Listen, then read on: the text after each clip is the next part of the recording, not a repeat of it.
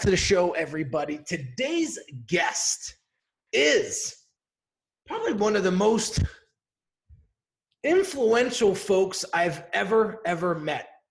We met through David Meltzer, and this individual has quite the track record. So he's a featured dentist on the ABC show Extreme Makeover, CBS The Doctors, Oprah, Larry King Live. He's got 16 Lifetime Achievement Awards. He's a New York Times best-selling author. He's an inventor of Zoom whitening. He's the founder of Leap Foundation. He's a humanitarian and philanthropist, and he's a fellow in the American Academy of Cosmetic Dentistry. Without further ado, I want to introduce Dr. Bill Dorfman to the show. How we doing, Dr. Bill? I'm great. How are you? I'm doing pretty awesome. Despite the circumstances of what's going on right now in the world, we're holding fort. We're doing pretty well. So for those folks who do not know who Dr. Dorfman is, let's take them back. Let's spend some time. And if you can share with us sort of your backstory and let us know how you got to where you're at today, working with all these celebrities and doing the amazing things that you're doing today. All right, man. Well, I literally came from a very, very humble beginning. I grew up in Granada Hills, home of John Elway. In fact, our high school has now got the John Elway Stadium. And I didn't grow up in a very wealthy family. We struggled.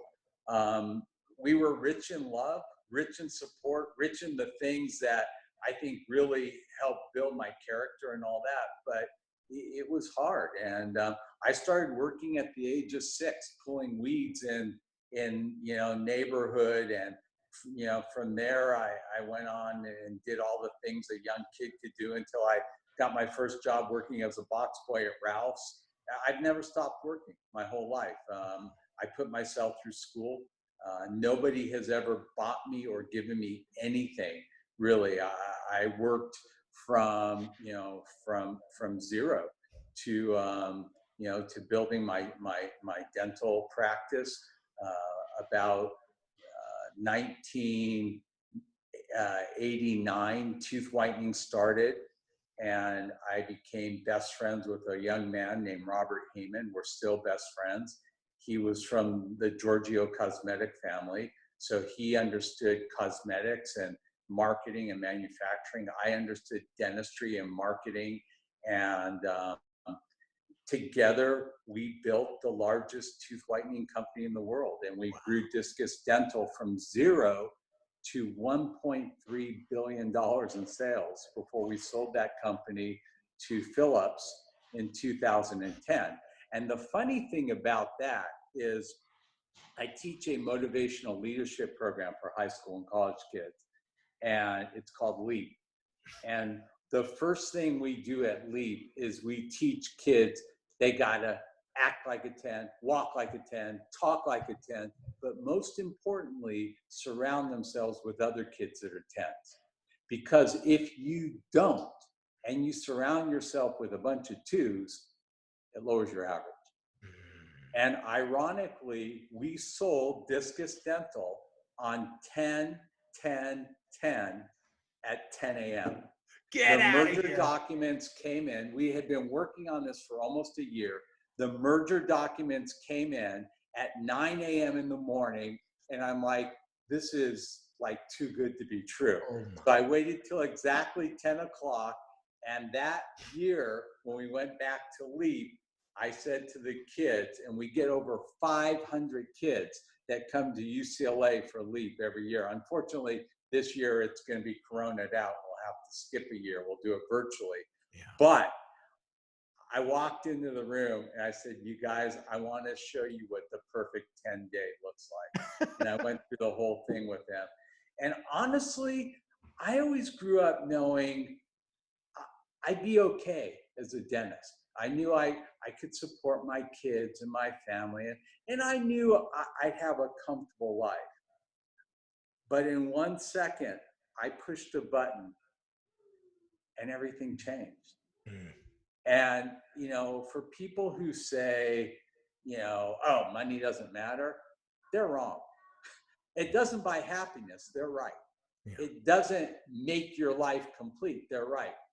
But I'll tell you one thing, having the security to know that I can support myself, my kids, my family, my parents, my friends, my extended family made a huge difference in my life. So yeah, money doesn't buy happiness, but I guarantee you it's really hard to be happy when you are broke ass poor, like I was. No, I agree. Life. I agree. And My question for you, it was a real game quick changer. is, But I will tell you one more thing that I think is really important too. The second we started making money at Discus Dental, we gave back. And we gave back in a big way. Garth Brooks joined us, and we did a huge, huge platform called Smiles for Life, where our company, Discus Dental, donated whitening product to dental practices all over the country. And dentists would whiten their patients' teeth for free. The dentist did it for free. The patient would write a check directly to Smiles for Life. We donated all the whitening products, so 100% of the money went to children's charities. And to date, we've raised $44 million for children's charities. And, I now have 20 Lifetime Achievement Awards. I mean, I've done a lot of things in my life, but the thing I'm most proud of is how, as we started making money, we gave back to make the world a better place. Because it's not all about, me. It's not all about what I've done. It's about what I've been able to do with other people. Because really, I believe that he who gives receives the greatest gift. And that has been the greatest gift for me, was being able to change all these lives. Wow, that's amazing. That is absolutely amazing. Where did you get this work ethic from at the age of 6? Was there somebody in your life at the time that you were sort of looking up to or anything like that? Or where did that come from? You know something? I was a weird kid. Like, I'll never forget. My parents tease me about this still. The first day of kindergarten, I came home. My mom and dad were sitting there. We always did family dinners. My mom said, "Sweetie, how was school?" I said, "Mom, you know what? The kids in my class are so immature." I was 5. Yeah. You know what I mean? I was not a normal kid. People ask me that all the time, like, where did this come from? There was something innately in me that I don't know. I really don't know. I've been interviewed by hundreds and hundreds of different people on podcasts and radio shows and TV. Oprah was special, not just because it's Oprah. Normally, when you do like the Tonight Show or any of these things, they put you in a room, they have a producer ask you a bunch of questions for almost an hour. And then you go back on stage and they ask you some of the same questions again. So they kind of know what you're going to say. Right. Oprah doesn't do that. Larry King Live doesn't do that. They want your raw, unfiltered answer. And when I went to OWN and Oprah, asked me, she said, "Dr. Bill, you're such an unusual dentist. Like, what inspired you to think outside the box?" Yeah. And I looked at her, I said, "Oprah, I never even knew there was a box." That's how far outside the box I was. I never even thought about any limitations on anything. I just don't. I mean, maybe I'm stupid, maybe I'm naive, maybe I'm crazy, but I honestly feel like if it is in my gut, I do it, And I think one of the biggest regrets I hear over and over again from people my age, I'm 61 years old. Get out of here. Yeah. Wow. I just shot for the cover of Men's Health. If I get it, I'll be the oldest guy on the cover, right? Get out. And one of the biggest regrets I hear from people my age is I coulda, shoulda, woulda. Don't do that. If there's two things that I can pound into these kids' heads when they come to lead, it's this. Number one, don't wait for opportunities in life. Make them. Because you can wait.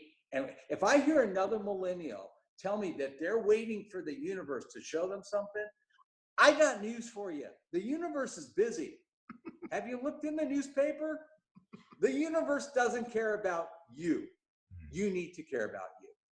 And number two, and this is even more important, when you do get an opportunity, don't take it. Master it. And there's a big difference. Look, I was not born for TV. I had no desire to do television. I am a dentist. I love dentistry. And all the things I do in my life professionally, there's nothing where I feel more in my comfort zone than doing dentistry. But when ABC gave me the honor of being the dentist on their hit show, Extreme Makeover, and I watched the first episode and I realized how horrible I was, instead of sitting there saying, oh man, I stink, I beat myself up. I took acting classes, hosting classes, teleprompting classes.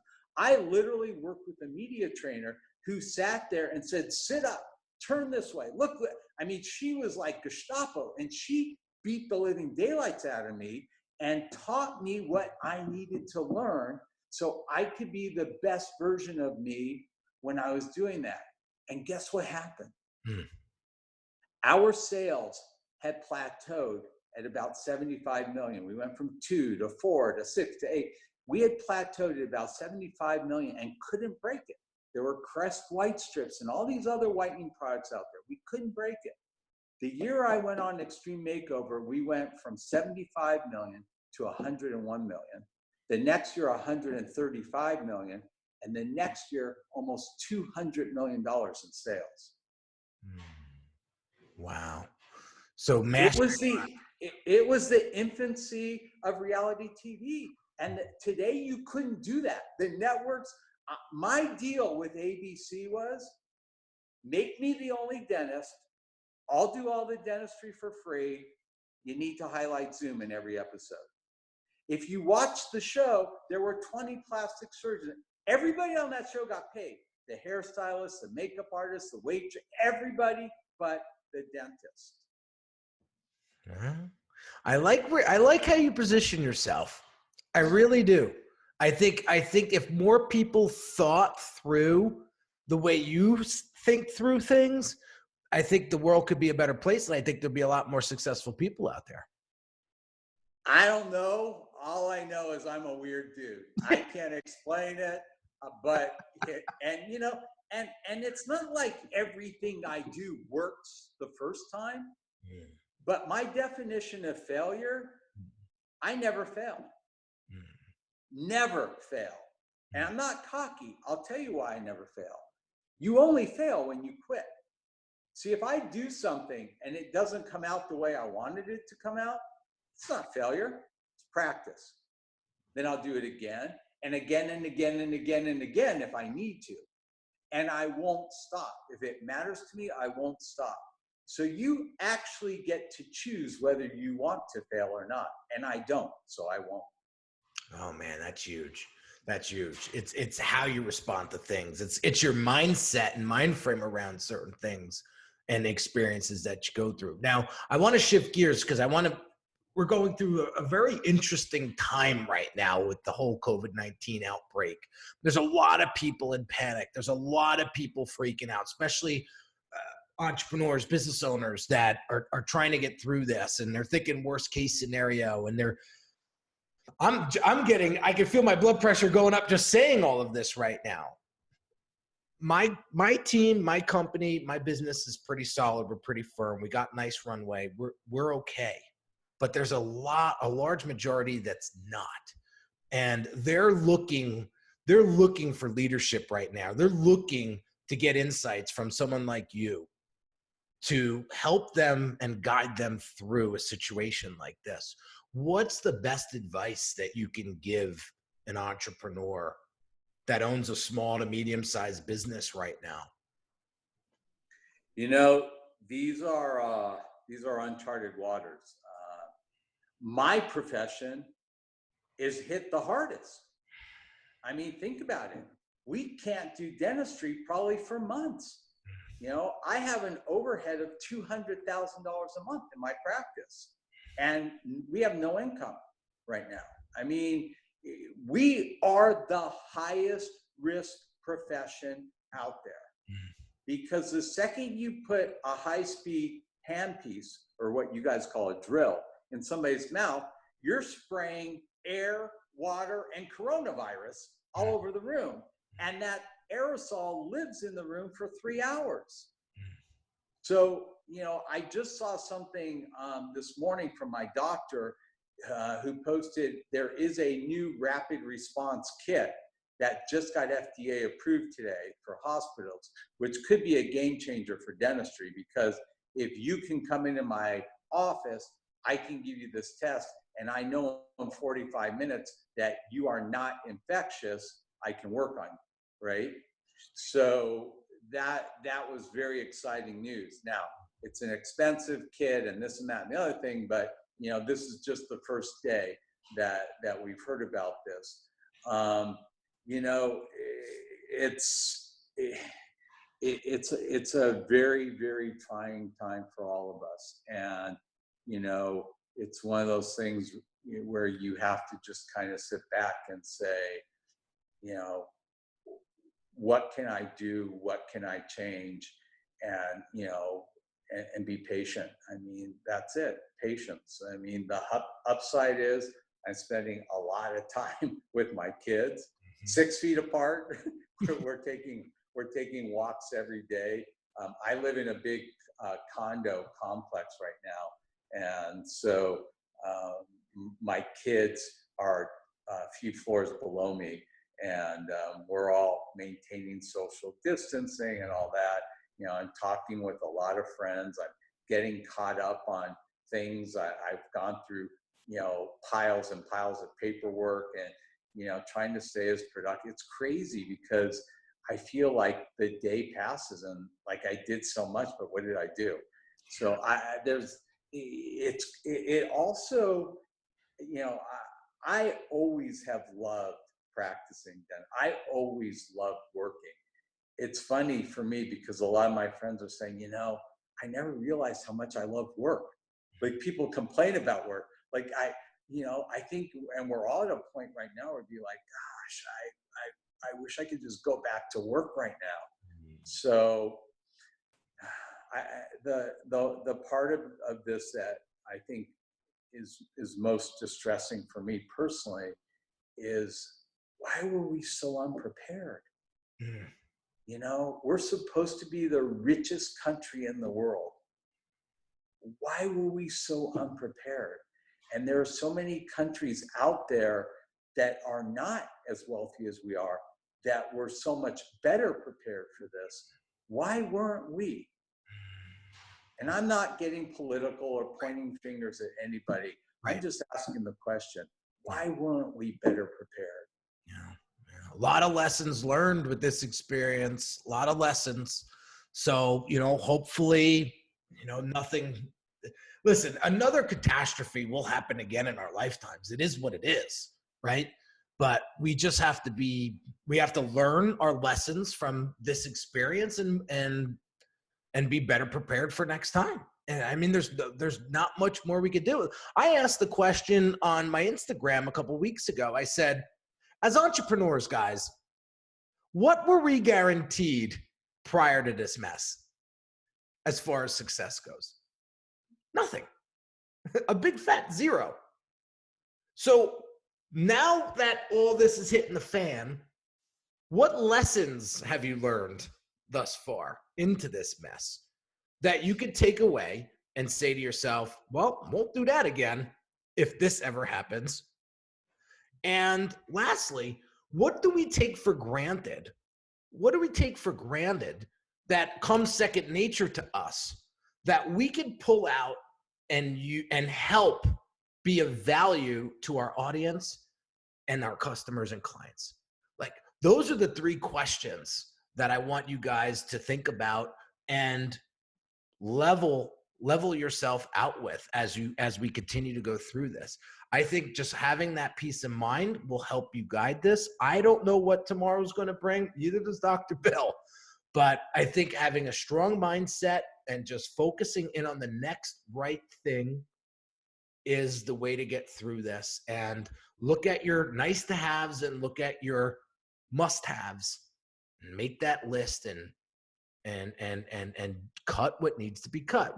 I cut I cut a couple $1,000s out of my monthly expense just to keep things going because those were nice to haves. So with all that said, there's a couple more things I want to talk to Dr. Bill about before we wrap up. So take that piece and do what you like with it, and hopefully it helps you. Now, I want to transition into your podcast. You have a podcast called Meet the Mentor. And I do. And I would love to hear how that came into fruition and why you started it.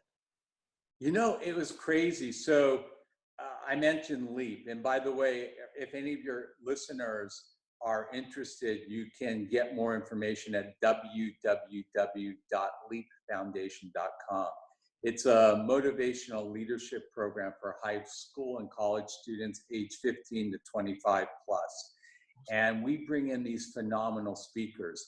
And I will tell you that many of my patients come to the program and speak.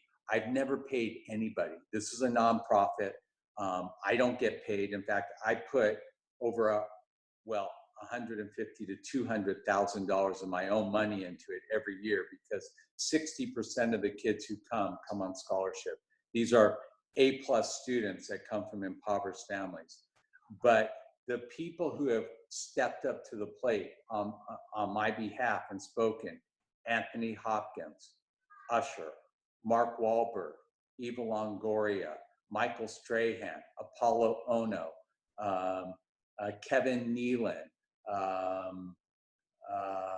Paula Abdul every year comes. Wow. Kathy Bates. I mean, where else are these kids going to get exposed to these amazing minds, right? And so we had all of this video of me interviewing these people. And I started working with an agent. He said, dude, turn this into a podcast. So when I hit the airways with the podcast, these were my first podcasts. My podcast is a little different than most in that when you interview somebody, I want to know the secrets of your success, and that's what we go through. But the one question I ask that other podcasts don't is, Anthony Hopkins hates to be called Anthony, by the way. Tony, if you're his friend, Tony, I said, Tony, if I'm a student watching this right now and I want a career just like yours, what do I need to do? Like, give me a plan, A, B, C, D. Tell me how you got to where you are so I can emulate that.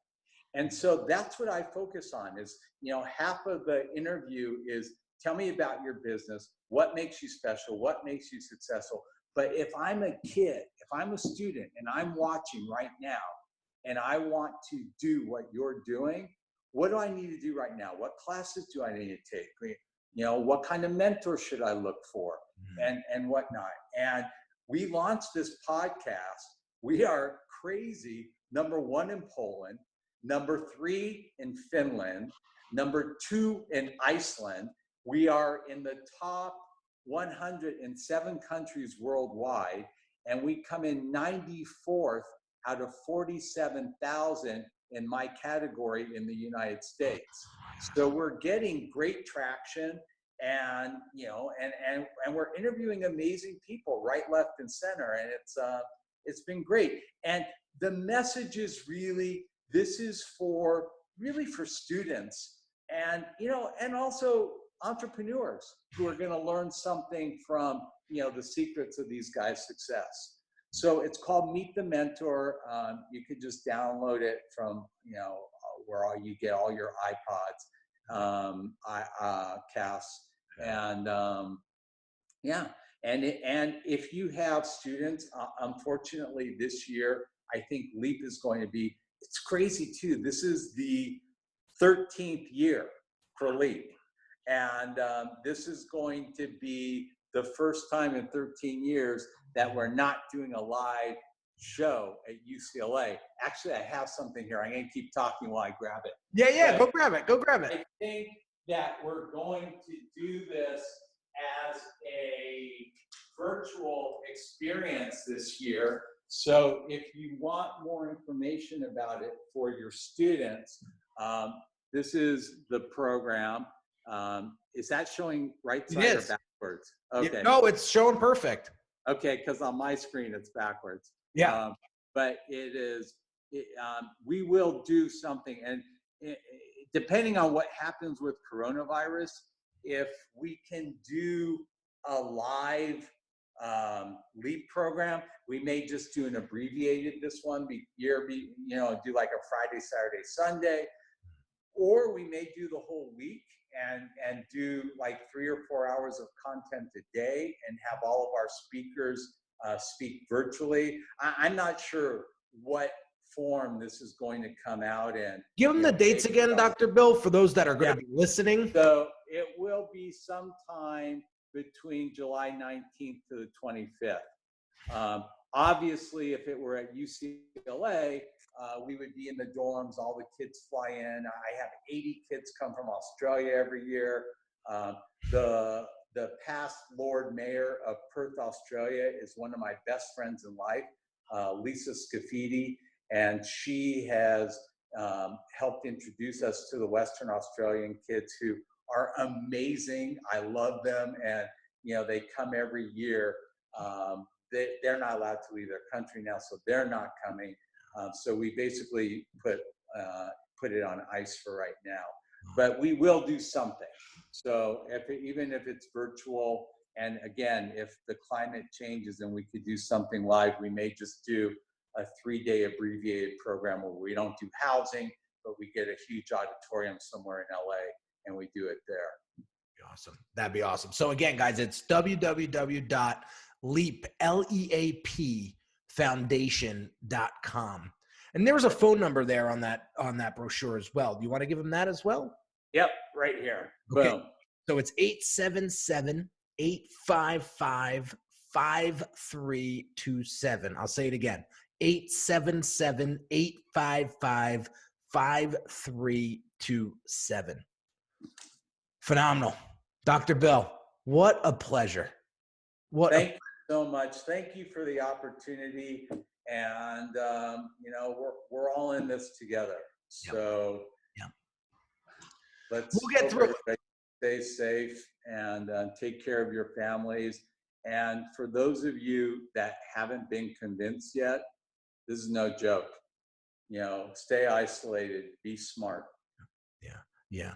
Listen to what Dr. Bill said. I think if we all just listen and do what we're told, this thing will go away faster, period. And I just want to reassure everybody that, you look at the big picture. Let's zoom out for a second, go 30,000 feet and look down. This is a tiny little blip on our life course, on our life journey compared to the big picture. So I just want you guys to put things into perspective. Yeah, things feel and sound and look really, really tight right now. But we will get through this, and we've gotten through harder times. I can't speak for everybody that's listening, but I know everybody has gone through something that was very severe, and they were able to get through it. So just remember, you're built to last. So, Dr. Bill, again, thank you for coming on the show today and sharing your your wisdom and your insights and your backstory, and just giving us that positive outlook. And we're going to get through this. We're going to get through this. So thanks again. No, Henry, thank you for the opportunity. You got it. So there you have it, guys. Take some of the things that Dr. Bill said today and execute them. I got a quote today when I was going through my early morning readings, and it said, action is the grease for the wheel of life. So just take that and run with it. So have an amazing day, guys, and I'll catch you on the next episode real soon. Take care.